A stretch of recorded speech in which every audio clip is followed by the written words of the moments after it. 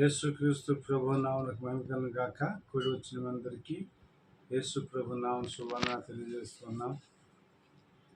ఇదను దేవుడు మనల్ని కాపాడి తన మహాకృప చేత ప్రేమ చేత సజీవుల నుంచి కలిసిన వారమంతా కాపాడి మరొక నూతన దినాన్ని మన జీవితంలో దేవుడు అందించినందుని బట్టి దేవుని అందరం ఎంత కృతజ్ఞతమై ఉన్నాము. ప్రభు ఆలస్యానికి చేరువచ్చిన అందరం కూడా దేవుని వాక్యం నుండి 146వ కీర్తనలో 6వ వచనాన్ని ధ్యానించాలి. 6వ వచనం 140 కీర్తన చదువుతున్నాను.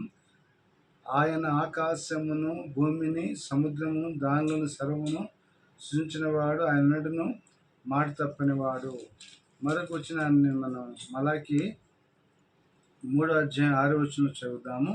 యెహోవానే నేను మార్పులేని వాడిని గనుక యాకోబు సంతతి వారిని వీరు లయం కాలేదు.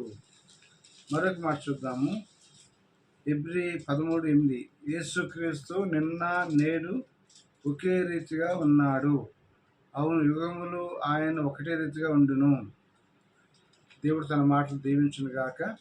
ఈ చదవని వాక్యాలు చూస్తే మన జీవితంలో ఈ భూమి మీద మానవ జీవనంలో ఎన్నో మార్పులు, ఎన్నో అటువంటి మారే పరిస్థితులు కలుగుతూ ఉంటాయి.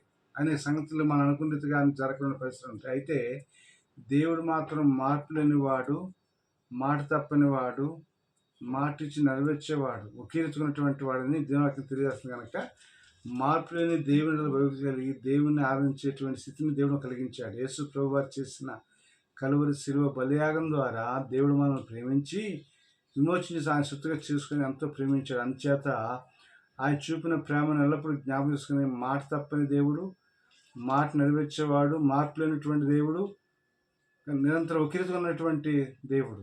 ఆయన ప్రజలముగా, ఆయన పిల్లలముగా, ఆయన వారంగా దేవుడు ప్రేమించి మనల్ని ఎంచుకున్నాడు. మనం ఏ స్థితి ఏ యోగ్యత లేని వారం అట్టి మనల్ని ఎంతో ప్రేమించి తన కృపచేత రక్షించి తన ప్రజలుగా మార్చి మనల్ని కాపాడుతూ ఉన్నాడు. అందుచేతే దేవుడు ఎంతో నమ్మదగిన దేవుడు, శక్తిమంతుడు.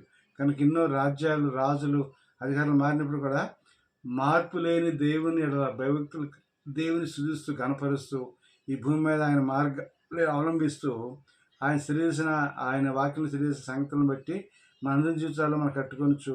వాక్యానుసారంగా ఎవరైతే భక్తులు జీవిస్తారో, దేవుని ప్రేమిస్తారో అట్టి వాటి ఎంతో తప్పని దేవుడు దీవిస్తాడు. కనుక మన జీవితంలో ఈ భూమి మీద క్షేమం కలిగి అన్నిట్లో ఆశ్రయించబడిన వారమై మన కుటుంబ జీవితం, వ్యక్తిగత జీవితాలు ఫలించి నెమ్మదితో ఉండాలంటే దేవుని మాట వినాలి. మాట తప్పని వాడు, మాట ఇచ్చి నెరవేర్చే దేవుని మీద ఆనుకొని ఆధారపడి మనుషులు జీవించడానికి మనం సిద్ధపరచుకోవాలి. దేవుని వాక్యం ద్వారా సరి చేసుకొనొచ్చు. వాక్యాన్ని పరిశుద్ధాత్మ దేవుని ద్వారా దేవుడు ఏదైతే మన సంగతి తెలియజేస్తూ ఉన్నాడో ఆ సంగతులు గమనించుకొని ప్రతినిత్యం దేవుని వాక్యాన్ని ధ్యానం చేస్తూ ఆ విధంగా ఉన్నప్పుడు తప్పకుండా మనం ఆశించబడతాము, నెమ్మది కలిగి ఉంటాము, దీవించబడతాం.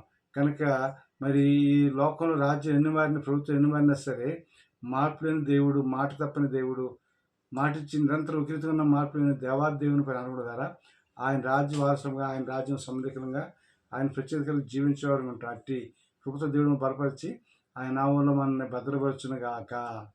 దేవుడు తన మాటలు దీవించును గాక. ఆమేన్.